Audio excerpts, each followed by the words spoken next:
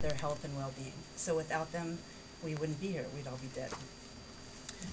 The ideal outcome of my work is I want to inspire humanity to rethink the way that we design objects and spaces.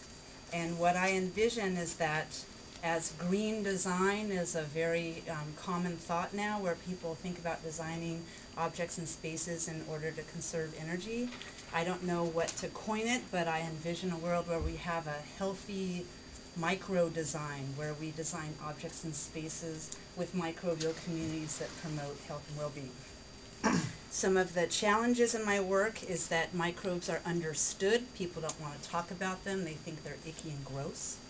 And it's also, I'm really at the cutting edge of my field right now. So we're just starting to learn about how important microbes are for our health and how they affect our moods and all kinds of things that we never imagined that they could.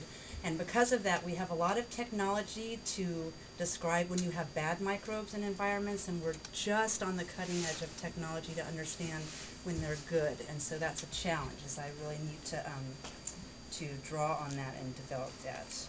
Okay, key accomplishments is that I'm a founding director of the Biology and Built Environment Center, which was funded by the Sloan Foundation, and that feels like a key accomplishment of mine because I called the program officer and I feel like I really actually drove the funding for that whole program and made it possible. So I'm very proud of that. And what keeps me going is that I really can recognize that architects are beginning to understand the value of understanding this relationship between biology and architectural design. And I'm hearing rumors that my research is being discussed by ASHRAE and other big organizations, so that keeps me going, that I'm doing something worthwhile. And what would be great for me here, what I'd hope to receive is concrete suggestions or a to-do calendar of how I can identify and secure my first 5 research clients, like airline industry, auto industry, or steel case is another example. And what will help me through challenging times, last thing, is I really would appreciate having, as I have in the past, a community of peers and mentors that I can contact on a regular basis when I get stuck. That's it. Andy, would you mind videotaping me? Just continue holding. Sure. My next child is Marcin Jakubowski, and it looks like Marcin, but it's Marcin. Just so you guys know. Marcin holds 2 special places in my heart. One, you have to ask him about his notebook. He carries it with him everywhere.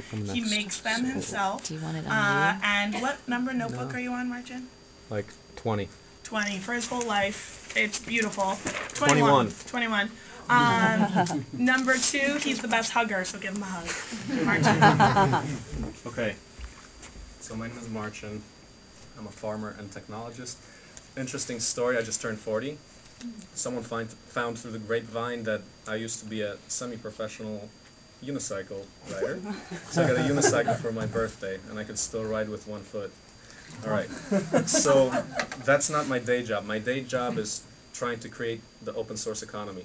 So in particular, I'm working on a global village construction set. It's a set of the 50 different industrial machines that it takes, the pitch goes, that it takes to build a small civilization with modern comforts. So think about a shipping container with these 50 tools. They're modular, designed for disassembly, like a Lego set of real technologies. And imagine then taking those 50 tools, plopping that down, and from local resources, literally from the dirt and twigs under your feet, you can create a modern civilization, meaning modern trappings up to semiconductors and metals. That's pretty ambitious. So that's the work part. Why do I do it? So this is essentially about material security and material scarcity by providing tools. That's a tractor chute of the actual tractor that we built. By providing the tools of production, we can annihilate material scarcity as we know it. So I look at it as artificial material scarcity a lot of times, because we have an absolute abundance of sunlight, rocks, plants, water, soil, everything in our modern economy. This beautiful house here, it all comes from that. So what if we could tap that more effectively, more soundly? the outcome I would love to see is to develop, beyond just building the machines, it's about developing a platform to do that. And that platform is a scalable open source product development pipeline that can increase innovation way beyond the limits of proprietary research and development. So that's my goal. Two top successes would be becoming a TED Fellow. Before that, I ran on a $2,000 per month budget. Pretty soon after that, turned to $40,000 per month. The other major accomplishment was becoming a Shuttleworth Fellow, which provided a lot of that funding. That's by Mark Shuttleworth, the founder of Ubuntu, the open source computer platform. And that's the greatest. The worst things the two most troubling things in my life now are organizational scaling. So it's the structure, organizational architecture, and then recruiting the team, the management team, the people to make this happen. That is hellish because we need diverse skill sets, not easy to get. What keeps me going? I think I love the concept of seeing tangible results from my work.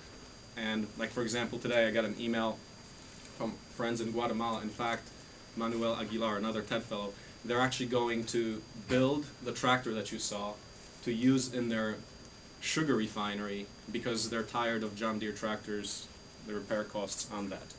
So that's tangible results, people starting to replicate. There's about 5 different replications in different places. What would I like to get out of this? So I proposed a 10-month rollout plan to burn that $400,000 and convert it into 30 further prototypes. So I'd like to get feedback on grounding that and making sure that's all sound, what's all needed to make that happen. And I proposed a 15-year plan also for what the long-term path to this open source economy that I talk about would look like. Okay, that's about it. Thank you.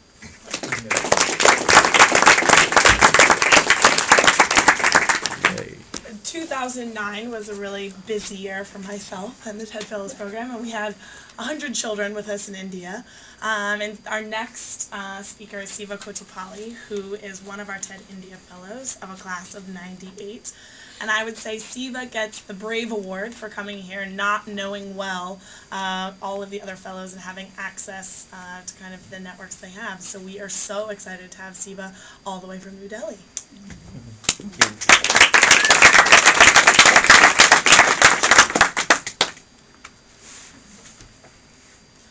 Hello everyone, my name is Siva Cotipalli and I come from New Delhi in India.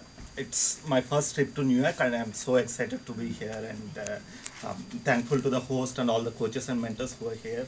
And I am a social entrepreneur based in India, work very closely with people and my main aim is actually to build for-profit companies which will transform the lives of the people. Earlier I co-founded a